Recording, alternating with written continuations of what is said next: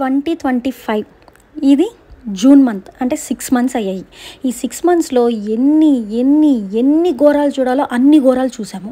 ఒకడేమో భార్యని ప్రెషర్ కుక్కర్‌లో పెట్టి వండేశాడు. ఒక లేడీ అయ్యుండి మొగుడిని ముక్కలు ముక్కలుగా నరికి సిమెంట్‌లో కలిపి డ్రమ్‌లో పెట్టింది. ఇంకోటి లవర్ కోసం మొగుడిని చంపేయడం, అంతకన్నా దారుణం పిల్లల్ని కూడా చంపేయడం. ఇన్ని ఘోరాలు జరిగాక అంతకన్నా దారుణం ఏంటంటే నీ మతం ఏంటి అని తెలుసుకొని మరి కాల్చి చంపేయడం.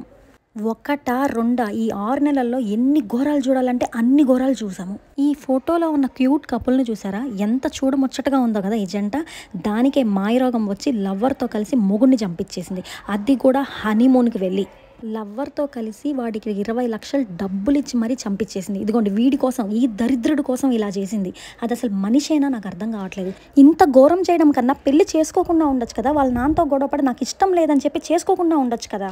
ఇలాంటి ఆడవాళ్ళని అక్కడికక్కడే నరికేయాలి. నిన్న ఫ్లైట్ పడిపోవడం, ఏ సంబంధం లేని మెడికో స్టూడెంట్స్ హాస్టల్ మీద పడడం, 25 మంది స్టూడెంట్స్, అసలు ఏ సంబంధం లేదు.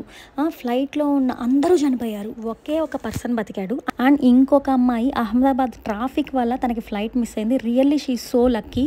ఎన్నో కలల్ని ప్యాక్ చేసుకొని లండన్లో డిగ్రీ చేయాలన్న ఒక ఆశ, సంతోషంగా లండన్లో సెటిల్ అవ్వాలన్న ఒక కుటుంబ సంకల్పం, అమ్మమ్మతో హ్యాపీగా గడిపేసి వెళ్తున్న ఒక జ్ఞాపకం, ఇంకా మనకి తెలియని కథలు మరెన్నో. చూసారు కదా రోజులు ఎంత భయంకరంగా ఉన్నాయో. సో ఉన్న ఈ చిన్న జీవితాన్ని ఎంజాయ్ చేయండి. రెప్పపాటు మరణం, రెప్పపాటు జననం.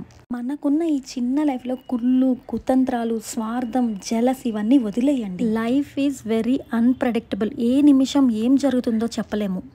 మార్నింగ్ బయటికి వెళ్ళిన వ్యక్తి ఈవినింగ్ ఇంటికి తిరిగి వచ్చేదాకా టెన్షన్. నైట్ నిద్రపోయిన మనం మళ్ళీ మార్నింగ్ నిద్రలేస్తామో లేదో కూడా తెలియదు. Life is too short, so enjoy every moment in your life. Thank you so much for watching.